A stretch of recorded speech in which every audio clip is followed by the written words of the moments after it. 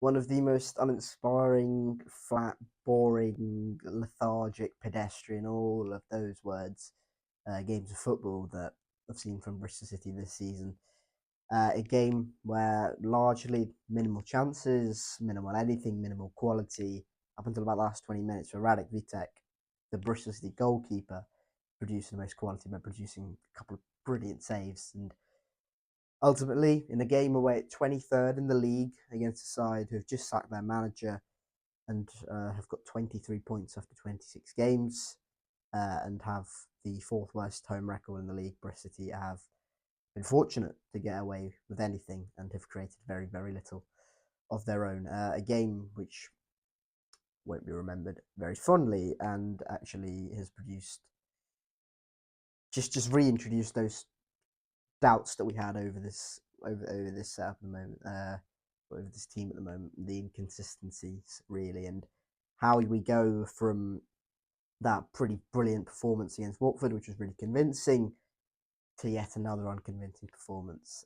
this time around against Oxford. And I've said this before, I'll say it again. There have been too many games this season which I just think have been way too unconvincing from a Bristol team, and moments have gone for us this season. And thankfully, we didn't concede. A clean sheet was a very good outcome, largely down to Radek Vitek. I mean, Stan Mills, it's a one-on-one saving it in stoppage time. There's a long throw in, a couple of long throw-ins where Radek Vitek has to deal with it.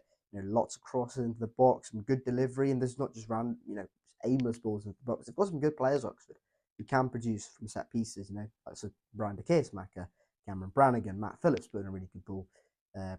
Second half, Stan Mills falls into that category as well. So these are players that Oxford and Mel Smith Harris got some good players there at Oxford who can produce that quality.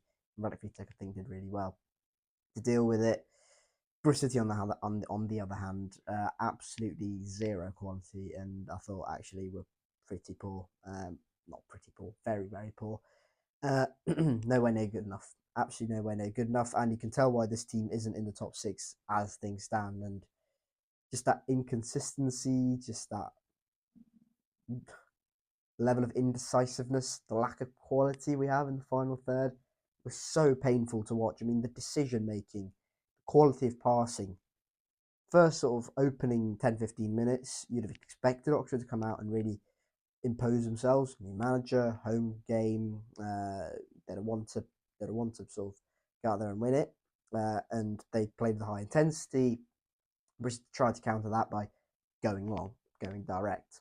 I'm afraid that's not really going to work when you've got Emil Rees, who's he's a decent enough finisher. Emil Rees, he's not best in the air from what I've seen this season, and when he's up against Kieran Brown and Mikael Helic, whose bread and butter is that head and kick it clear, sort of things, that sort of part of the game, we're playing right into their hands, and it just allowed Oxford to defend with ease, defend comfortably, and had quite a bit of the ball for the first 20 odd minutes. Didn't really look much of a threat. In fact, they didn't have a single shot in the first half. But just generally, we didn't look like we were going to take them and going to, have a spell of 5-10 minutes of real pressure. Not even 10 minutes, just a few minutes. We'll just put the pressure back on Oxford, and we didn't do any of that. We just flatlined quite starkly, and it was really, really painful to watch. A few points. There was one moment in the second half where Sam Morsey, and this was the only moment of quality I really thought, right, that is what we need for a large portion of the game to go and score a goal. Sam Morsey has the ball sort of on the halfway line, maybe just inside the Bristol City half. Plays a lovely ball over the top down to Smonetti, who times his run quite nicely. He takes a really heavy touch, and that goes away, and Jamie Cumming deals with that easily. That was the only moment of quality I can remember. Set pieces, I didn't think were too good from a Bristol perspective. We didn't use, when I say set pieces, we've got Atkinson, Dickey, Viner in there. You've got Neil Rees in there. You've got some. And then obviously on the edge, sort of from other areas, you've got Adam Randall, Scott Twine, Mehmeti's long range shooting ability. You can utilise that from set pieces if you're not going to directly put it into the box because Oxford are quite good at dealing with that sort of stuff. We didn't do anything that was going to cause Oxford problems, and it was actually just really painful to watch. And I can't really sit here talk about the game because there's nothing to talk about because Oxford did very little, Bristol City did very little, and yeah, you can tell why this team isn't in the top six at the minute. The inconsistencies, the lack of quality in the final third, so evident to watch. I think George Earthy made a little bit of an impact when he came on, but even he struggled. I thought really he had a spark of enthusiasm, ran quite a lot, a bit of threat, live wire and around the box, but just generally there's no quality. I remember one moment actually in the first half. Scott Twine has the ball when he gets hooked at half time. Scott Twine has the ball and he's got Mehmeti in sort of in the central area, right in line with the box. He's got Zach Viner on the far touchline right hand side, who played all right wing back again, and he drives the ball into Anis, and it's not the easiest ball, but for a player of Twine's capabilities and ability, he should be able to put that into Mehmeti's at least to his feet, even if it's not going to be in behind.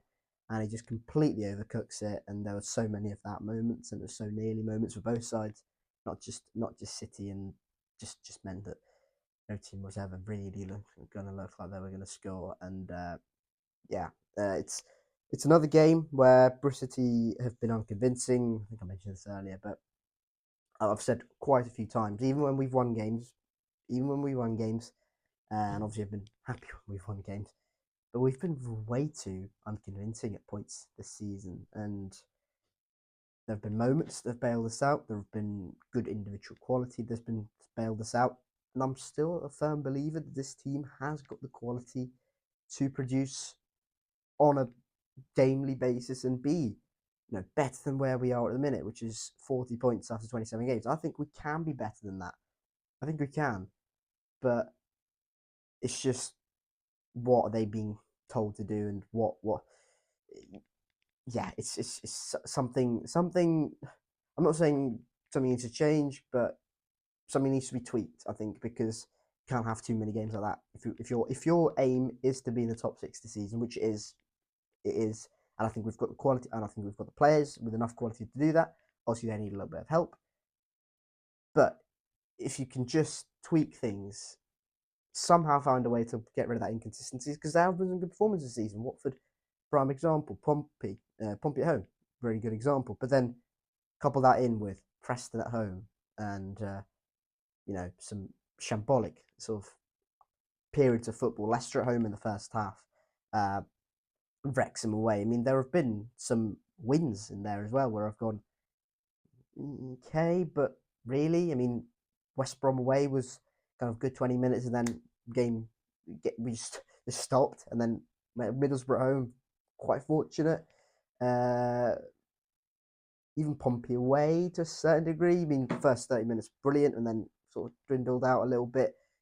So there have been moments this season where I've gone, okay, that's brilliant, but how have we done that? And I just want to see less of that. And I don't want to sit here, be uber negative and just say negative things, but got to say how it is. So yeah, disappointing, really frustrating afternoon for City at Oxford, and we failed to beat Oxford this season, and they are 23rd in the league. So paints a picture for you, and just typical City, isn't it? Beat Watford in the cup, who are they're eighth now, but they were in the top six when we beat them, and then go and produce whatever that was in the league. So yeah, back to back league games where we failed to score and really didn't look like scoring against Oxford. I can't remember against Preston, but don't think we really looked like scoring there as well. So something needs to change, and yeah, I think our goals. If you look at our goals tally, it will prove a relatively okay picture. You've got to look at certain individual games where you've just banked goals: 5 against Pompey, 4 against Sheffield United, 4 against Hull, 3 against Sheffield Wednesday, and 3 against Southampton, 3 against Swansea. There's not been many twos. You know, we want a nice even splattering of goals. I feel like there's been quite a lot of stat padding, if you will, in some games, and if you just park that for a minute, I think we still need help in the forward department. And we know that. We know that. We know that we do. And maybe we find that soon enough. Whoever will be coming in the forward department. I'm rambling here. I'm rambling. I'm frustrated. I'm a little bit angry. After watching that, because I really wanted to take that. I really wanted us to take that league form or the cup form into the league, and just failed to do that. And just when you get your hopes up a little bit, crash down to earth. Good to get Radek Vitek back. Obviously, Jason Knight missed out with a knock. Hopefully, he'll be back soonish. And yeah, Yu Hirakawa came on. He was linked with a pretty reliable Hull journalist to a loan move to Hull City. So we'll see how that pans out and whether or not his little cameo of he came on, didn't he, about half an hour, actually means he might be staying. Who knows? And yeah, we're getting players back. Some players who are still on the top sidelines for the moment should be coming back soon enough. Like Joe Williams, who's actually suspended for the next 2 games. Mark Sykes, hopefully coming back soon enough. So this Bristol City team is getting stronger. We just need to match that with the performances. The depth is getting back to what it really should be like. And I'll say it again. I'll reiterate: this team is good enough. This team has got the characters. This team did it last season. Why can't we do it again? Why can't we do it again? Why? Why is there so much inconsistency? That's all I'm asking. Anyway, thank you very much for watching this video. Like the video, subscribe to the channel, all that good stuff. Let me know your thoughts on the game, general big picture in the comment section down below. And I'll catch you all later. Cheers.